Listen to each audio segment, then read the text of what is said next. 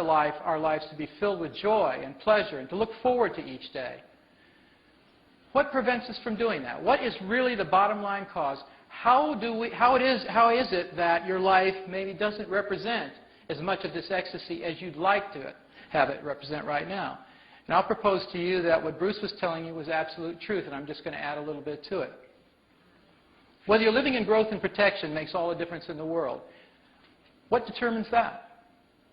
Well, I can messages as a child versus I can't messages are one of the big ways that that determination happens. If you receive more positive input from your environment, generally your parents, for instance, and you were told that you were lovable, you were told that you could accomplish anything, you were told you were good enough, you were told that you were wonderful, then you're probably having a life that reflects that more now than anybody could imagine, versus if you were told more I can't messages. You're not good enough, you'll never amount to anything, you're not smart enough, all those things that many of us heard. Those go in just like experiences. Those are experiences. They're just information driven, they're parentally induced usually, reinforced by society, and so we end up with a series of experiences that either put us primarily in growth or protection from our perception of life. Turns out our childhood programming becomes our habits of perception and behavior.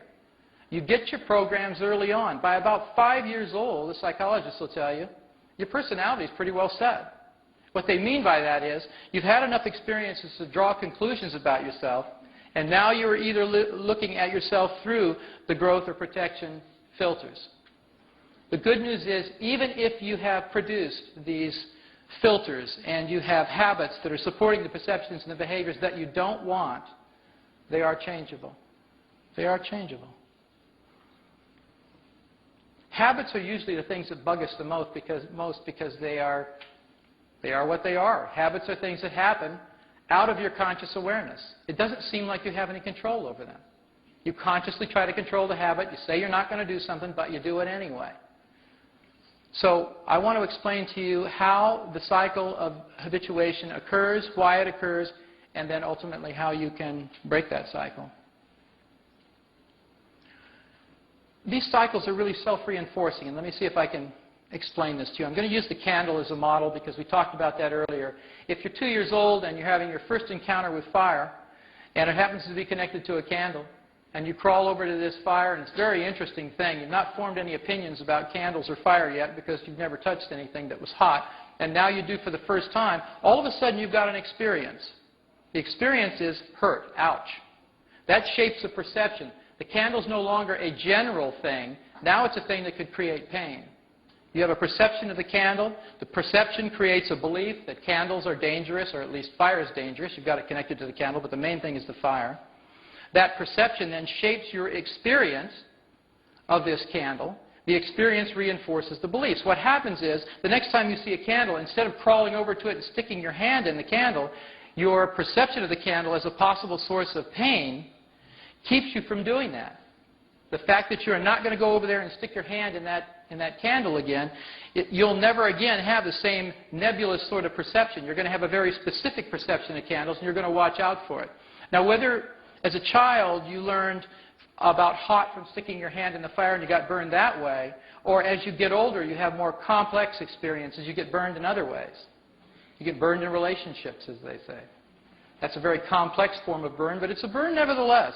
And it usually leaves a mark so that next time when you look at that situation, whether it's a relationship or whatever it was where you got hurt, you're going to move away from that. You're going to move into protection. And it's a self-reinforcing cycle. So some of the good cycles, like learning that fire is hot and to keep your hand out of it, is wonderful. You don't want to interrupt those cycles.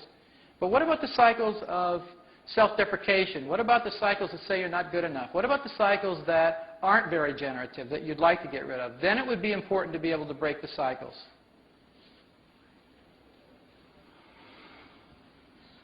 Basically, breaking the cycle amounts to rewriting the software of your mind, because then you can change the printout of your experience. As Bruce said so eloquently, it's about your perception. If you can change how you perceive the environment, essentially how you can perceive yourself in the environment, you can change the environment. You'll be treated differently the second you treat yourself differently. We're told that, day in and day out by all the positive thinkers, but they stop at that part. And then what do you do? Well, there is something you can do, but how do you do it? It requires two things, really, information and tools. I'm going to give you a little bit more information, and then we'll get to the tool part. And please understand that with respect to the tools and the confines of my situation tonight, which is 1 hour, not 2 days in a workshop, I'll be able to hopefully demonstrate at least one of the PSYCH-K change processes that I've developed over the years so that you can get an idea of how quickly a belief you may have had all of your life actually can change, and how you can verify that it's different as soon as it changes. So we'll be doing both things. Now, one of the key pieces of information you need to be aware of that makes all the difference in the world is that you don't have one mind, you have two. I mean, haven't you ever tried to change your mind only to find out your mind is a mind of its own? Bet you have. And I'll bet you relate to some of these things down here, the ways in which people try to do that. If you've ever promised yourself you'd get in shape, but then you didn't. Ever made a New Year's resolution you didn't keep? Ever tried to quit smoking? Try to stop procrastinating. That's a favorite one. You swore you'd never get involved with another relationship, but you do.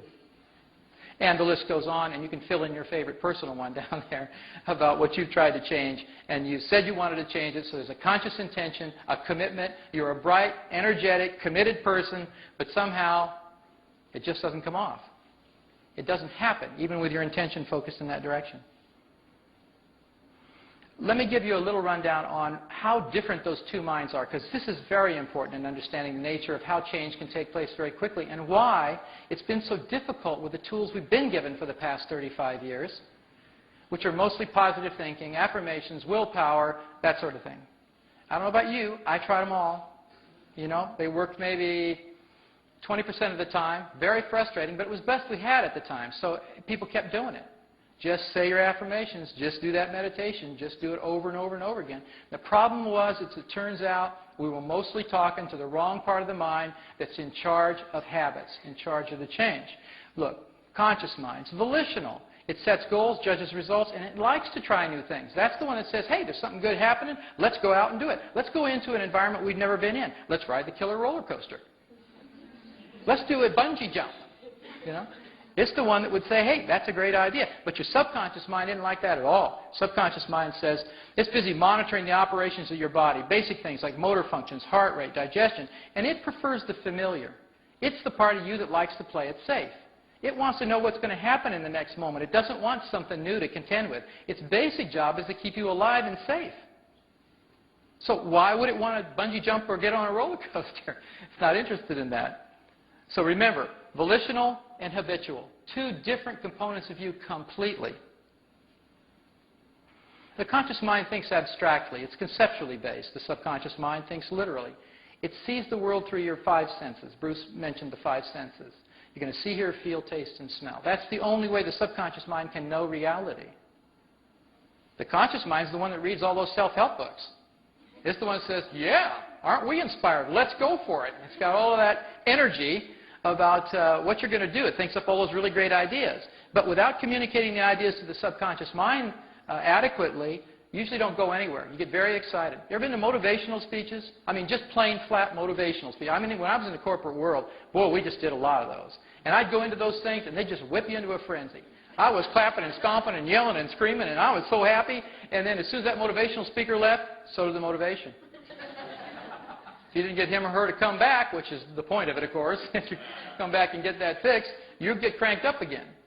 But there's a better way to do that. There's a better way to get to that place and to stay there, and it has nothing to do with motivation, actually. The conscious mind is responsible for short-term memory, the subconscious mind for long-term memory. Now, the short-term memory has a little trick to it. I don't know if you know this, but it's an interesting fact. The average length of short-term memory in human beings is about 20 seconds long, short-term memory. Now, I thought that was really interesting because do you know how long it takes to look a phone number up in a phone book, take the coins out of your purse or pocket, and get them into a machine and dial that? 25 seconds. God's little trick. Yeah. So you can't quite pull that off in short-term memory. The subconscious mind is a very important aspect of this change process that I'm going to be sharing with you because it is responsible for long-term memory. A critical element. If you get up in the morning and you've forgotten basic things that you learned when you were a child, like say walking, things like that, driving as an adult, you'd have to relearn everything every morning when you got up. So you don't have to do